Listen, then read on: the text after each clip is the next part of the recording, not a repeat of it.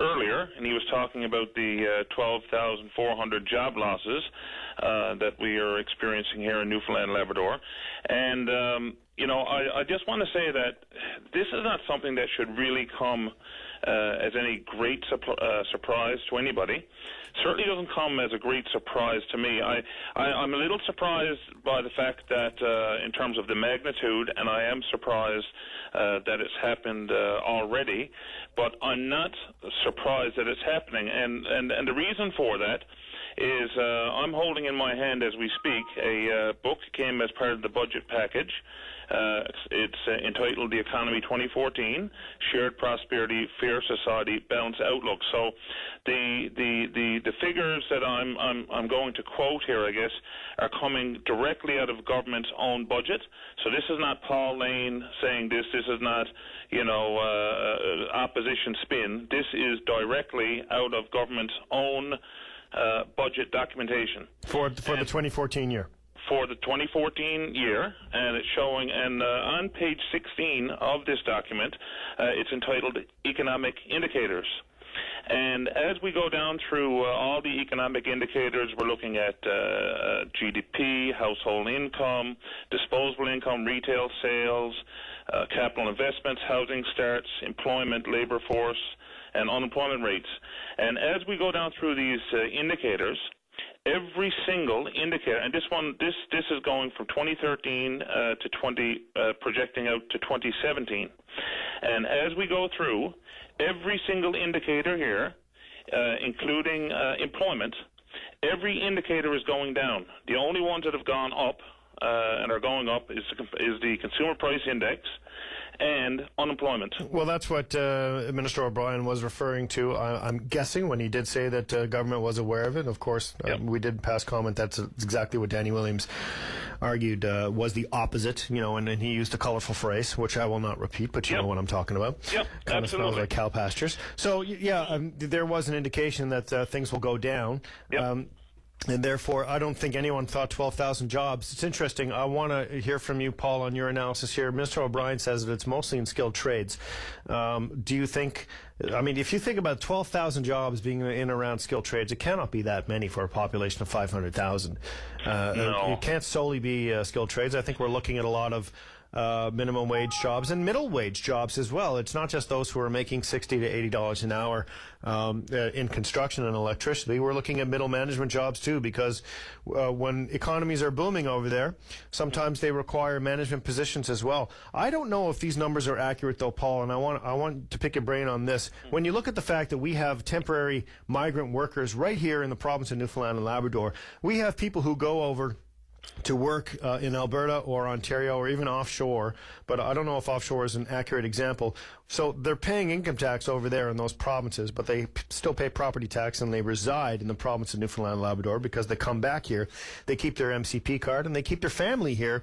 They just go off to work. So do we consider those actual lost jobs as well? Are those the people who we're looking at, or Stats Canada is looking at when they say that we have 12,000 jobs that are lost? Well, I think that there are numerous things which are involved there. I think you're right that some of it certainly is the low-paying jobs and people choosing for whatever reason not to take those jobs.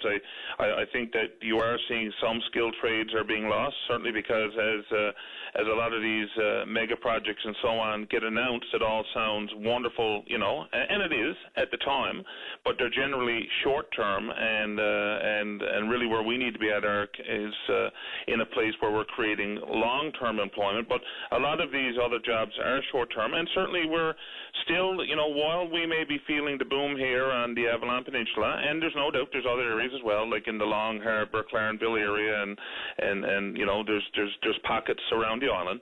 There's no doubt that there are still areas in rural Newfoundland and Labrador that are really hurting, in terms of because of the fishery primarily, and then of course the spin-off associated to that. So, again, the point I wanted to make is that, while some people look at this as shocking numbers, and they are shocking, and they've come sooner than have been anticipated by government's own documentation, but I think the message here is that just looking at government's own documentation, that this is just the tip of the iceberg, that we're going to see continued decline based on government's own numbers over the next number of years. And which is why, by the way, there was concern certainly raised in the House of Assembly during the budget debate over the fact that at a time where all of the economic indicators are pointing downward, we borrowed $1 billion,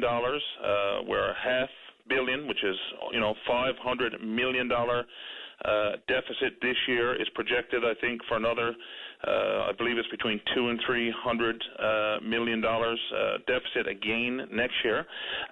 We had a deficit in 2003 when this government, took power originally. We had a debt of approximately $13 billion.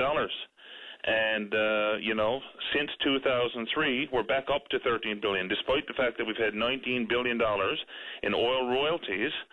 And I'm not suggesting, that all of the money, was spent frivolously and so on. There's no doubt, money had to be invested in schools and roads and infrastructure and all that good stuff. And, okay, so what was the issue?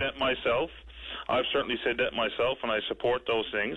But the bottom line is, after $19 billion in oil revenues, we're right back to the same $13 billion deficit that we started with in 2003. I don't think that has any indication or any implication or resonant ideas for people who make a choice to go earn more money somewhere else. Right. No matter the infrastructure spending that we have, Paul. When you look at aspects of job losses here in the province, you can't look at the fact or how much money government spent on X or Y, or didn't spend on the justice system, for example. No. Or the school system, but chose to spend it in other areas, up north in Labrador, for example. Yeah. You can't say that has any, or as much relevance for the actual numbers of jobs lost. There are many reasons, and we all have we make the choice. If we want to go earn more money somewhere else, go to Vegas. Yeah, absolutely, and that's not what I'm saying. Okay. That's not what I'm saying at all. The only point I'm making is that, as I said, government's own numbers show that we would be having this decrease in jobs, that this would be happening. It's happened sooner than they have projected. It seems to be much more than was expected. And I guess the only point I'm making is that at a time that government knew this, which is based on its own economic indicators looking outwardly, at a time when they knew that, they've actually increased spending and continue to pile on the provincial debt. And we're now at a point where we started in 2003. And these are facts. And people can judge that for themselves, whether they think that was prudent. What would you have done differently if they were operating in a prudent manner or so? Well, there's no doubt, Jonathan, that investments had to be made in infrastructure and so on. But I can give you just one little example that I can recall during the budget discussion, the budget debate in the House of Assembly. We had someone had pointed out the fact that while we had budgets, I believe 80 billion. I stand to be corrected on the exact numbers, but I believe the number was somewhere in the neighborhood of $80 million to spend on roads, but we had spent something like $84 million on studies and consultants, half of which are probably studies which are on a shelf collecting dust. Well, you're kidding yourself if you think that any government in power will not have studies and consultations done, because that is how governments protect themselves from liabilities and from the people. Because the people demand that every decision is made from an educated perspective, and that requires, unfortunately, the nature of the beast is you hire those bloody consultants and you drain the public purse every time. Paul, we got to continue this conversation. It's been a juicy one. Why don't you give me a shout back on Monday, because I want to ask you about what the government should have done differently in the past 10 years to not have these losses. So have a great weekend. Drop me a line on Monday night and we will continue. Absolutely, Jonathan. As always, a pleasure speaking with you. Tremendous. And the figures speak for themselves. There you go. Thanks, Paul. Okay. Bye. Take care.